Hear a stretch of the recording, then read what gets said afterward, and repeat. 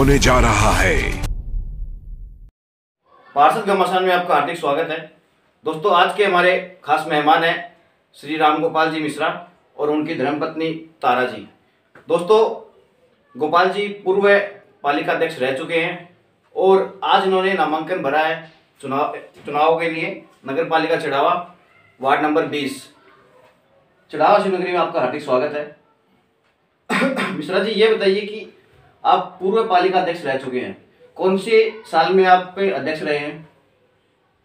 मैं 95 से 2000 का था ना, उसमें उपाध्यक्ष पद पे रहा जी। उसके बाद कांग्रेस की राजस्थान में कांग्रेस गवर्नमेंट आने से अध्यक्ष को और उपाध्यक्ष को दोनों को निलंबित कर दिया गया था जी। फिर हाई कोर्ट ने मेरे को बहाल किया। उस समय 8 महीने के मेरे पास अध्यक्ष का चार्ज रहा जी। उस अध्यक्ष के कार्यकाल में जो पालिका का जो नया भवन है वो मेरे कार्यकाल में बना था। गोपाल जी, एक बात बताइए कि आप पूर्व पालिका अध्यक्ष और उपाध्यक्ष रह चुके हैं, उस समय की राजनीति और आज की राजनीति में क्या फर्क है? बहुत ज्यादा अंतर। जैसे उस समय जैसे मैं भारतीय जनता पार्टी से था, सभी कार्यकर्ताओं को राय दी जाती थी और कार्यकर्ताओं को राय से उनको संतुष्ट कर कार्य किया जाता था। और यदि शहर के अंदर कोई भी निर्माण कार्य हो रहा है, सड़कें हैं, नाली बन रही है, जिस मोहल्ले में जिस आम रास्ते मंत्री तो उन वार्डवासियों को कहते थे कि आप स्वयं देख रेख खड़े होकर आपकी देख रेख में बनाओ। लेकिन अब ऐसी बात नहीं है, इसीलिए वो सड़क बनने के बाद 1 महीने बाद वो टूट जाती है। ये बहुत भयंकर नुकसान है जनता के लिए, भारी नुकसान है। गोपाल जी, जैसे आपने कहा कि पहले भाजपा के सभी एक राय होती थी चढ़ावा के, हाँ, तो आज के समय में चढ़ाव में भाजपा के 3 से 4 गुट हो गए। ऐसी बात नहीं है 3 से 4 गुट हो गए। क्या है कि सुभाष जी शर्मा है जी, वो भारतीय जनता पार्टी से जुड़े हुए हैं। बिल्कुल। लेकिन समय समय पर और मौका प्रस्ती जैसे कहते हैं ना, उस समय दल बदलते रहे हैं जी। उसके ये बात जरूर है उसमें। अच्छा, उसके बाद जैसे बघेरिया है अपने नगर अध्यक्ष रहे जी, तो उन्होंने भी अब भाजपा की प्रदेश में भाजपा की सरकार होने के कारण जरूर मन मुटाव रहा। कार्य उनका गुट अलग है, उनका गुट अलग है, हाँ, सभी के गुट अलग अलग उसमें है। अब भारतीय जनता पार्टी, मैं तो मेरे समझ में एक ही गुट मानता हूँ जी, बिल्कुल। और उनका कोई क्यों कि उनको सुभाष जी शर्मा को कोई तहजीब नहीं दे रहे हैं पार्टी और न बघेरिया परिवार को दे रहे हैं। बिल्कुल, हाँ, यही दौर चल रहा है अभी का। हाँ, वो उनसे जानेंगे कि उनकी क्या राय है, वो एक अलग मुद्दा है। हाँ।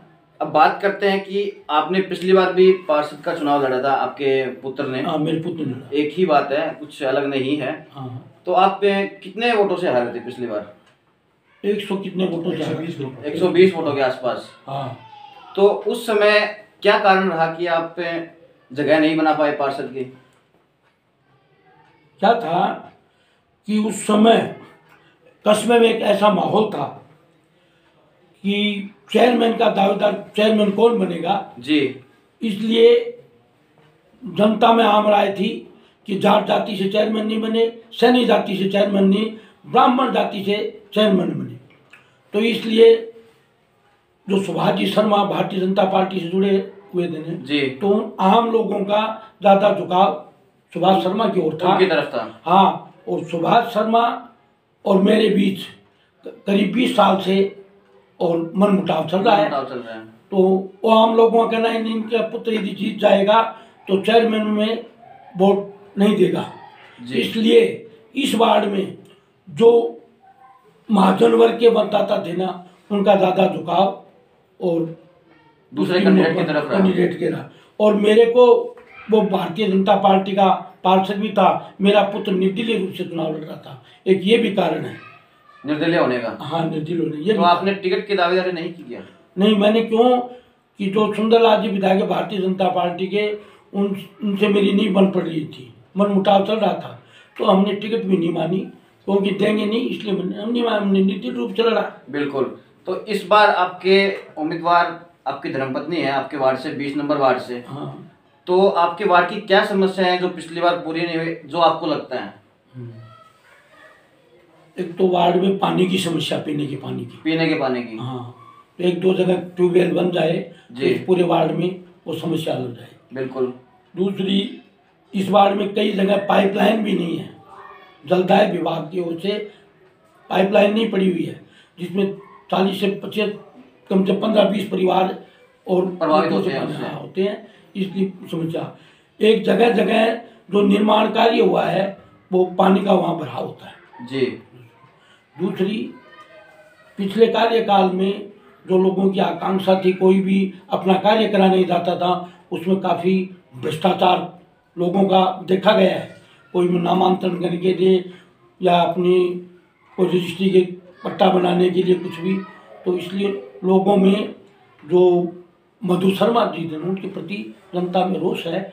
और जो वो पार्षद पिछले बार था, उनकी बहू चुनाव लड़ रही है और उनका वरद है सुभाष शर्मा का, तो वो उनको खल रहा है बात जनता को। तो आपको पिछली बार का कार्यकाल सुभाष जी के वाइफ का, धर्मपत्नी का, मधु जी का कैसा लगा आपको? मेरे को अच्छा नहीं लगा। क्यों? काफी, नहीं तो कार्यकर्ताओं की, क्योंकि भारतीय मधु शर्मा निर्दलीय रूप से जीती थी और उन्होंने भाजपा से समर्थन, उनको अध्यक्ष बनाया गया था, लेकिन भाजपा कार्यकर्ताओं की भयंकर रूप से उपेक्षा, मतलब एक राय नहीं ली गई उनसे कि राय ली नहीं गई, निर्दलीय चुनाव लड़ाया गया और फिर उनको भाजपा में शामिल करवा के उनको चेयरमैन बनाया गया। हाँ, बनाया गया, फिर भी कोई उनकी राय नहीं ली गई कार्यकर्ताओं की। और इस कार्यकाल में भयंकर रूप से भ्रष्टाचार हुआ। हाँ, जैसे बतौर मैं आपको बता सकता हूँ, एक एक पट्टे में मेरे संज्ञान में आया ये बात, एक पट्टे में 30 लाख रुपए लिए गए। 30 लाख रुपए, 30 लाख रुपए बहुत बड़ी रकम है। मतलब कि आप जो बोल रहे हैं सोच समझ कर बोल रहे हैं, 30 लाख रुपए एक पट्टे में, और फिर पूर्व चेयरमैन के ऊपर आरोप है। मैं कहना चाहूंगा, मैं एक साप्ताहिक पत्र भी निकालता हूँ शेखावाटी अलकारो बोलकर जी, तो उसमें कम 15-20 बार मैंने लिखा है जी कि भाई ये इसमें सब अनदेखी की है। 3 ही रोज में पट्टा बना दिया गया, जबकि लोगों की 20-20, 10-10 साल से पत्रावलियां पेंडिंग पड़ी है और वो 3 रोज में पट्टा बना दिया गया। और हम लोगों ने उनका केस भी दायर कर रखा है हाई कोर्ट में, जांच भी चल रही है। हाँ, और संपत्ति स्थानांतरण में शहर में जो भी विकास कार्य, जो 4-4 बहुमंजिला इमारतें बन रही हैं, विगत स्वीकृति की तो आपको क्या लगता है कि इस बार कौन चेयरमैन बनेगा और आप किसे सपोर्ट करेंगे? अब की बार चेयरमैन ये मैं कह नहीं सकता, चेयरमैन की बहुत सारे दावेदार हैं। हाँ, वो दावेदार हैं।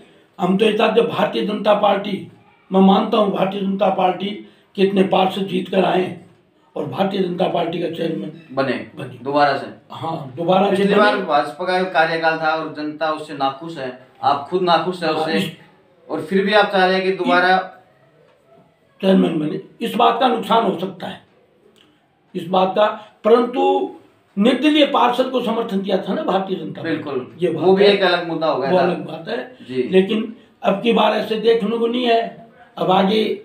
तो आप जैसे कह रहे हो भाजपा का चेयरमैन बने, तो आपके हिसाब से कौन सा गुट या कौन सा व्यक्ति चेयरमैन के लिए ठीक रहेगा? अब क्या है कि वो सदस्य पार्षद जीत कर आने पर है। बिल्कुल, यदि बहुमत इतना नहीं बन सके तो निर्दलीय पार्षदों का भी समर्थन लेना पड़ सकता है। बिल्कुल, नहीं तो उसमें क्या है, उसमें कई दावे, भारतीय जनता पार्टी में भी कई दावेदार हैं। बिल्कुल है, तो उसमें तो ऊपर से, तो प्रदेश से, तो जिसको टिकट दी जाएगी ना, आपकी क्या रणनीति रहेगी? मैं तो पार्टी का जो जिसको टिकट देगी और अधिकृत उम्मीदवार होगा उसी के पक्ष में, यदि मैं विजयी, मेरी धर्मपत्नी विजयी होती है तो उसके पक्ष में मतदान करेगी, भाजपा के पक्ष में मतदान करेगी। जी, बहुत ही अच्छी बात है। मिश्रा जी, ये बताइए कि आपने अपनी धर्मपत्नी को आगे किया है, उम्मीदवार बनाया है इस वार्ड से। मैं आपसे एक सवाल करता हूं कि आप चुनाव लड़ने जा रही हैं, तो आपके क्या मुद्दे रहेंगे वार्ड वासियों के लिए? क्या उनको, आप वार्ड में गई हैं, आप घूम रही हैं, प्रचार प्रसार कर रही हैं आप, तो उनको आप किस मुद्दे पर वोट मांगने के लिए आप गुजारिश करते हैं?